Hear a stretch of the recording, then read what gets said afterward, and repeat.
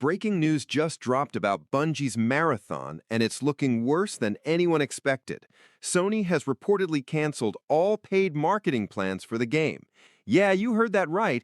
Zero marketing budget for what was supposed to be one of their biggest releases this year. Think about that for a second. When was the last time you saw a major AAA game with absolutely no paid marketing? This isn't just trimming the budget or scaling back. This is pulling the plug entirely. And here's the kicker. Marathon supposedly needs to break into the top 5 best-selling games of the year to be considered a success. The probability of that happening? Zero. Not even top 10 at this point. Let me paint you the full picture of how we got here. Marathon was meant to be Bungie's triumphant return to the franchise that made them famous before Halo, a team-based extraction shooter set for September 23, 2025. Everything started falling apart after the closed alpha test in April. Players got their hands on it, and the reception was, well, let's just say it wasn't what Bungie hoped for. The gunplay was solid. Nobody disputes that Bungie knows how to make shooting feel good. But extraction shooters live or die on more than just good gunplay. Players complained about the lack of proximity chat, a feature that's basically essential for the genre. They complained about overpowered aim assist that was turned on by default, even for mouse and keyboard players. Shroud himself called it out, saying these systems watered down the PC experience. Then came the art scandal. An independent artist named Anti-Real discovered that Marathon's environments were covered with assets lifted directly from poster designs she made back in 2017. We're not talking about inspiration here. Her personal logo was literally rotated and slapped into the game. Text from her daily art series was still visible in some assets, just poorly blurred out. The artist pointed out that elements like Aleph dark space haulage logistics, along with rectangles formed of slashes, were copied with just a color change, and even her anti-real daily series text remained visible in the game. Bungie's response? They blamed it on a former employee and promised to audit all their assets.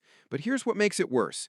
Marathon's art director, Joseph Cross, and several others from Bungie had been following Anti-Real on social media for years. The very aesthetic that people praised about Marathon, the one thing that stood out, was built on stolen work. Behind the scenes, things are even messier. Reports describe morale at Bungie as being in free fall, with developers calling the environment actively hostile. Former developers have gone public, describing Marathon's leadership as toxic and humiliating to work with. Warnings about focusing only on player versus player combat while ignoring player versus environment elements were apparently ignored by upper hires. Now let's talk about those sales expectations. According to journalist Paul Tassi, Marathon needs to be in the top 5 NPD sales for the year to be considered a success. For context, last year's top 5 included Call of Duty Black Ops 6, EA Sports College Football, Helldivers 2, Dragon Ball Sparking Zero, and NBA 2K25. Marathon would need to outsell massive franchises to meet this target. Here's where it gets really bad. The game isn't free to play. Reports indicate Marathon is targeting a $40 launch price, so not only do players need to decide if the game is worth their money, they need to convince their friends to buy it too. In a year stacked with Death Stranding 2, Ghost of Yutei, and Borderlands 4, that's a tough sell. What makes this even more painful is that extraction shooters are having a moment right now. Arc Raiders is getting rave reviews in its playtests, but Marathon seems to have missed what makes the genre work. They tried to make extraction shooters more casual and accessible, but in doing so, they might have removed the very friction that gives the genre its depth. The timeline tells the whole story. April, mixed alpha reception. May, art theft scandal breaks. Marketing plans for June get scrapped. Pre-orders that were supposed to open never materialize. The planned open beta gets replaced with smaller public playtests. And now, with just months until the supposed September launch, Sony pulls all marketing funding. You know what's missing from this whole situation? The game isn't even available to wishlist properly.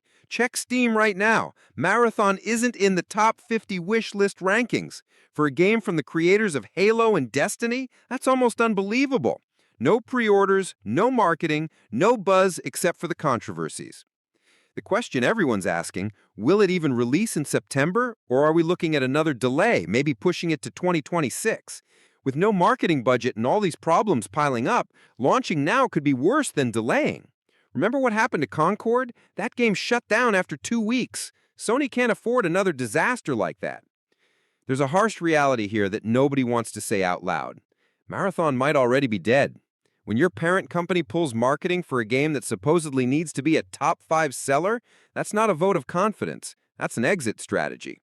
They're cutting losses before throwing more money at a sinking ship. Look, I don't want to see any game fail. Hundreds of developers poured years of their lives into Marathon. But between the leadership problems, the stolen art, the warm leak-when gameplay reception, and now zero marketing support, the writing's on the wall. This isn't just about one game. This could determine Bungie's entire future under Sony. What do you think? Is there any way Marathon can turn this around? Or are we watching another live service game crash and burn in real time? Let me know in the comments. The harsh reality is this. When a game needs to sell 10 million copies to break even, but can't even crack Steam's top 50 wish lists, something has gone catastrophically wrong. And pulling marketing funding isn't how you fix that problem. It's how you acknowledge the problem can't be fixed.